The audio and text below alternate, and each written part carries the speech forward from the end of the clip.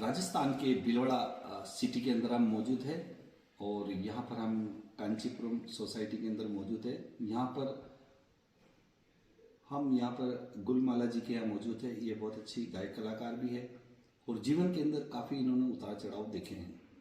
राजस्थान की मिट्टी में इन्होंने जन्म लिया है और भारत माता के प्रति कूट कूट के इनमें मतलब सभी कुछ मतलब अच्छी गायक कलाकार, अच्छी वक्ता भी है और बहुत कुछ करना चाहती है इस देश के लिए और एनजीओ के माध्यम से करना चाहती है। काफ़ी लोगों की इन्होंने मदद की है और अभी निर्दलीय उम्मीदवार अशोक जी कोठारी के लिए इन्होंने समर्थन दिया। उनकी पूरी महिला मंडल उनके साथ लगी हुई है क्योंकि भीलवाड़ा में विकास से बहुत सारे ज्वलनशील मुद्दे हैं जो ठीक नहीं हो पाए। तो हम इनसे चर्चा करते हैं, इनका पूरा इंट्रोडक्शन जानना चाहते हैं, आगे भविष्य में ये क्या क्या करना चाहते हैं। अशोक जी को समर्थन भी कर रहे हैं इनकी टीम द्वारा। तो आपका पूरा परिचय दीजिए, मैम, आप कहाँ से कैसे क्या। यस।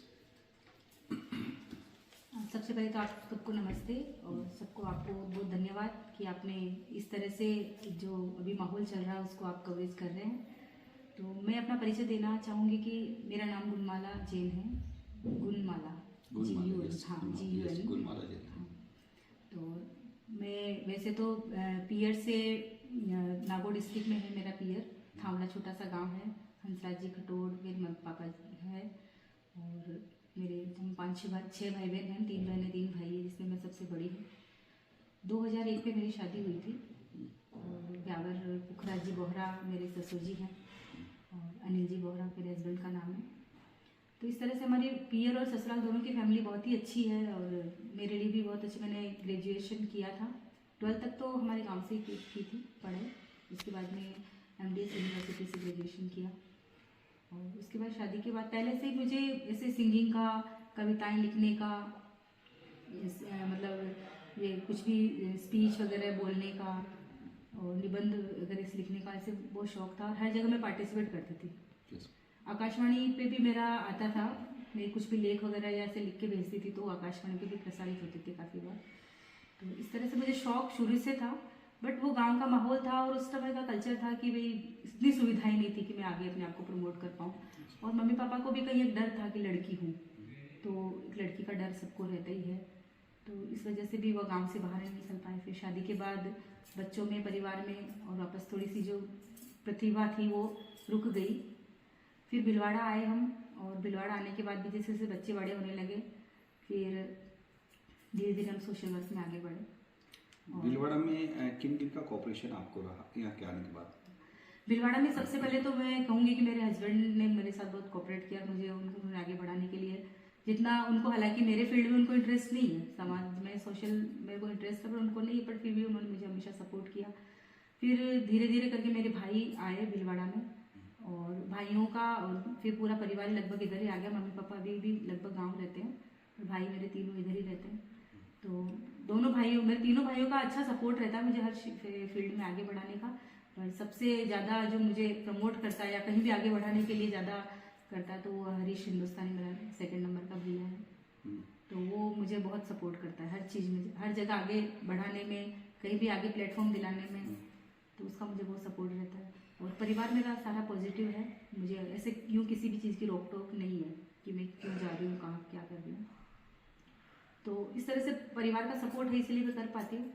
सामाजिक संस्थाओं से भी मैं बहुत जगह जुड़ी हूँ, जैसे यहाँ पे लोकल महिला मंडल्स होते हैं उनसे सबसे जुड़ी। वो सब भी हम धार्मिक पढ़ाई के साथ साथ NGO का भी काम करते हैं। और इसके अलावा जैसे मैं प्राज्ञ महिला मंडल में 6 साल तक कोषाध्यक्ष के पद पे रही थी।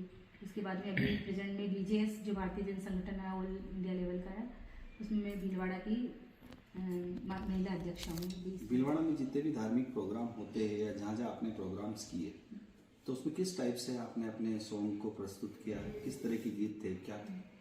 हाँ, भीलवाड़ा में मैंने यहाँ आए जब मैंने सबसे पहले 2016 में आचार्य श्री शिवगुरु जी महाराज का चतुर्मास था, तब उनके प्रवेश के बहुत सारे सॉन्ग्स रिकॉर्ड करवाए गए, वो चले भी थे और उस समय वो बहुत प्रभावित थे। और मैं उन्हीं की कृपा मानती हूँ कि उन्होंने मुझे इस तरह से स्टेज पे खुद, मुझे कभी अपनी स्लिप नहीं देनी पड़ी आगे कि मुझे अपना प्रस्तुति देनी है। वो खुद से मेरे पास उनका आता था मैसेज, वो वहीं पे मंच पे बैठे बैठे आवाज़ बिना कुछ ही आवाज़ लगा देती थी कि गुलमाला तुम्हारी प्रस्तुति होगी। और इस तरह से उसके बाद फिर ऐसा हुआ कि धीरे धीरे अब ऐसा ही होगा कि लोगों के आगे के कॉल भी आते हैं। मैंने कई बार कवि सम्मेलनों में भी प्रस्तुति दी है, कविता लिखने का भी मुझे बहुत बहुत शौक है। और ऐसे सिंगिंग प्रोग्राम्स भी बहुत होते हैं भीलवाड़ा में, तो कई मैं अपने लेवल पे भी मैंने ऑर्गेनाइज किए हैं प्रोग्राम ऑर्केस्ट्रा के साथ। और बाकी जो हमारे धार्मिक प्रोग्राम होते हैं उनमें तो लगभग होता है कि एक प्रस्तुति तो लोग मेरी करवाते हैं कि कहीं भी हो, बड़ा हो छोटा हो कैसा भी हो। तो भले मैं नहीं भी नाम दूँ, हालांकि मुझे अब नाम देने की ज़रूरत नहीं है, जहाँ पब्लिक इकट्ठी और कोई प्रोग्राम हो तो अपने आप से ही अनाउंस हो जाता। तो मुझे घर से प्रिपेयर होकर जाना पड़ता है कि कोई प्रोग्राम में जा रही हूँ तो कम से कम मैं थोड़ा प्रिपेयर होकर जाऊँ।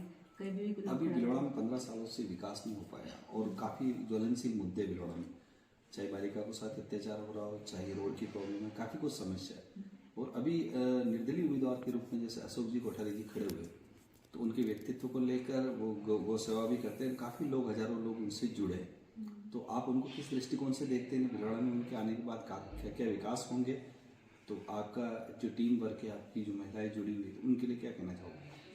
सर, सबसे पहले तो मैं जो भीलवाड़ा की स्थिति के बारे में बताना चाहूँगी कि भीलवाड़ा में जो अभी मैं यहाँ आई थी 2005 में भीलवाड़ा, और उसके बाद जैसे धीरे धीरे देखे तो पहले तो कुछ थोड़ा सही था, लेकिन अभी 10-15-20 सालों में ऐसा हो गया है कि हर जगह रोडों पे खड्डे हैं।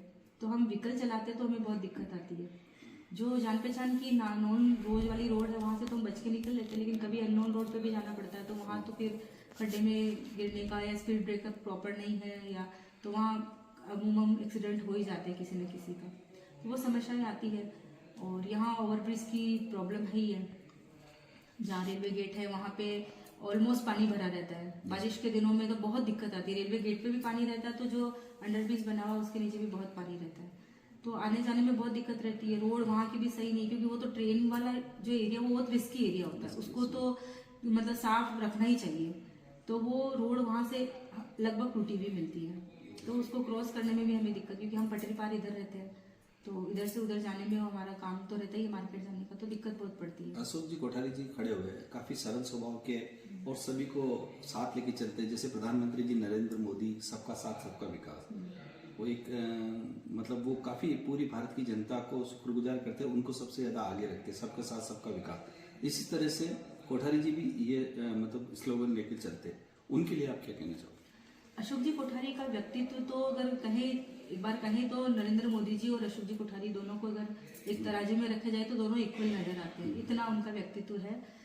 वो गौ सेवा में तो उनका कोई मुकाबला ही नहीं है कि गौ सेवा में तो हमने ये सुना कि अपनी 50% जो इनकम होती है उसका वो 50% डोनेट करते हैं, तो हम सोच सकते हैं वो कितना मतलब सेवा के कार्य में लगे हुए।